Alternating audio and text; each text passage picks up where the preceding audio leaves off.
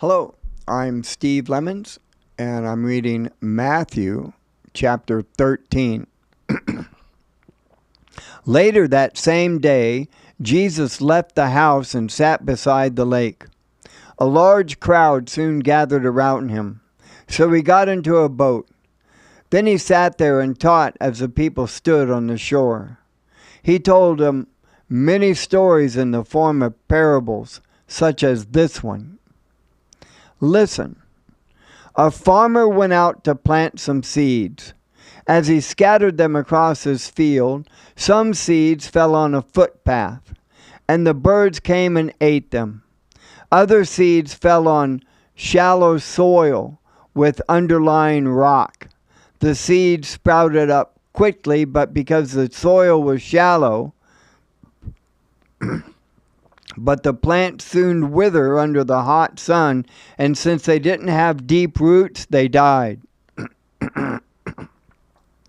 Other seeds fell among the thorns that grew up and choked out the tender plants. Still other seeds fell on fertile soil, and they produced a crop that was 30, 60, even 100 times as much as had been planted. Anyone with ears to hear should listen and understand. His disciples came and asked him, "Why do you use parables when you talk to the people?" He replied, "You are permitted to understand the secrets of the kingdom of heaven, but others are not. To those who listen to my teaching, more understanding will be given, and they will have an abundance of knowledge. But for those who are not listening, even what little understanding they have will be taken away from them. That is why I use parables. For they look, but they don't really see. They hear, but they don't really listen or understand. This fulfills the prophecy, Isaiah, that says, 'When you hear what I say, you will not understand. When you see what I do, you will not comprehend. For the hearts of these people are hardened, and their ears cannot hear.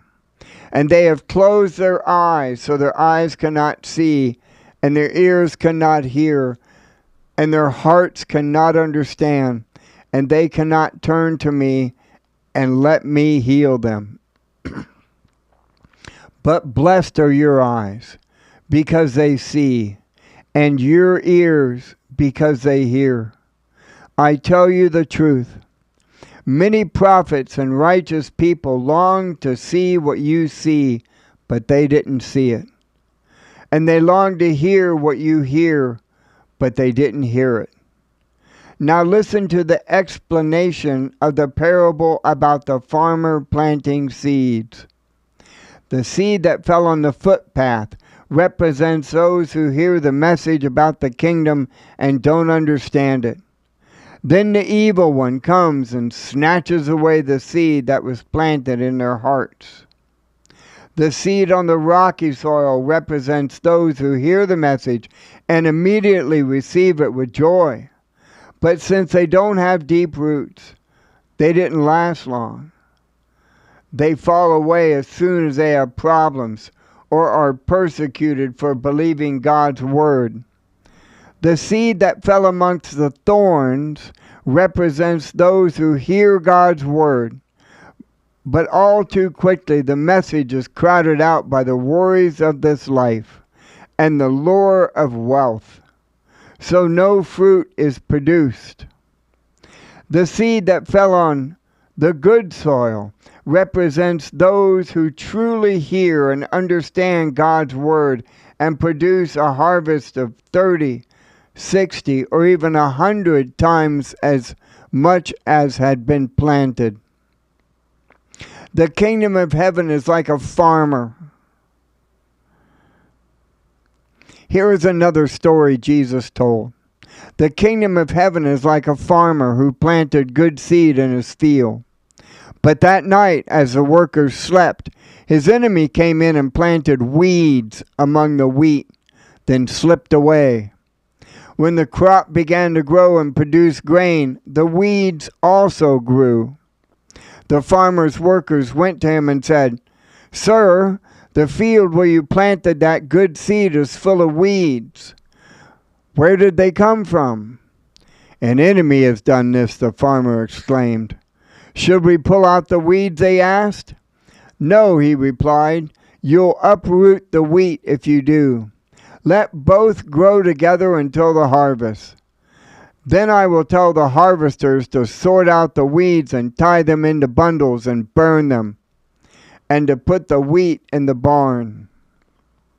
Here is another illustration Jesus used. The kingdom of heaven is like a mustard seed planted in a field.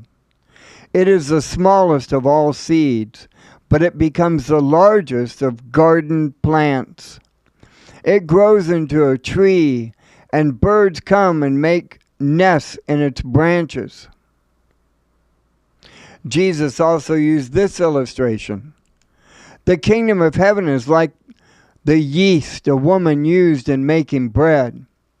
Even though she may only put a little yeast in 3 measures of flour, it permeated every part of the dough. Jesus always used stories and illustrations like these when speaking to the crowds. In fact, he never spoke to them without using parables. This fulfilled what God had spoken through the prophet. "I will speak to you in parables. I will explain things hidden since the creation of the world."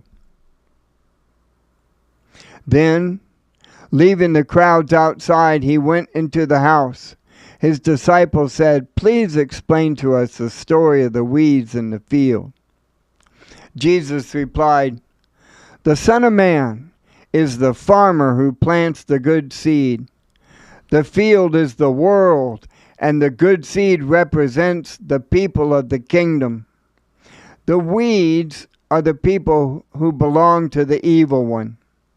The enemy who planted the weeds among the wheat is the devil. The harvest is at the end of the world, and the harvesters are the angels. Just as the weeds are sorted out and burned in the fire, so it will be at the end of the world. The Son of Man will send his angels, and they will remove from his kingdom everything that causes sin and all who do evil. And the angels will throw them into the fiery furnace, where there will be weeping and gnashing of teeth. Then the righteous will shine like the sun in their Father's kingdom. Anyone with ears to hear should listen and understand. The kingdom of heaven is like a measure that a man discovered hidden in his field.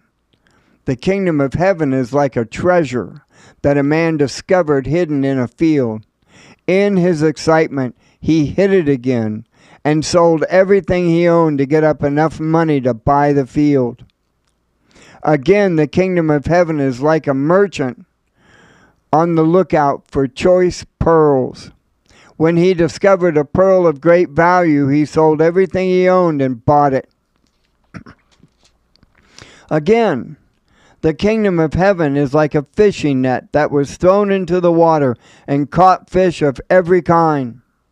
When the net was full, they dragged it up onto the shore, sat down, and sorted the good fish into crates, but threw the bad ones away. This is the way it will be at the end of the world. The angels will come and separate the wicked from the righteous, throwing the wicked into the fiery furnace where there will be weeping and gnashing of teeth. Do you understand all these things? Yes, they said, we do. Then he added, every teacher of religious law who becomes a disciple of the kingdom of heaven is like a homeowner who brings from his storeroom new gems of truth as well as old. When Jesus had finished telling these stories and illustration, he left that part of the country. He returned to Nazareth, his hometown. When he when he taught there in the synagogue, everyone was amazed and said, "Where does he get this wisdom and the power to do miracles?" Then they scoffed, "He's just the carpenter's son. And we know Mary his mother and his brothers James and Joseph, Simon and Judas. All his brothers live right here among us. Where did he learn all these things?" And they were deeply offended and refused to believe in him. Then Jesus told them, "A prophet is dishonored everywhere except in his own hometown and among his own family." And so he did only a few miracles there because of their unbelief. Matthew chapter 13.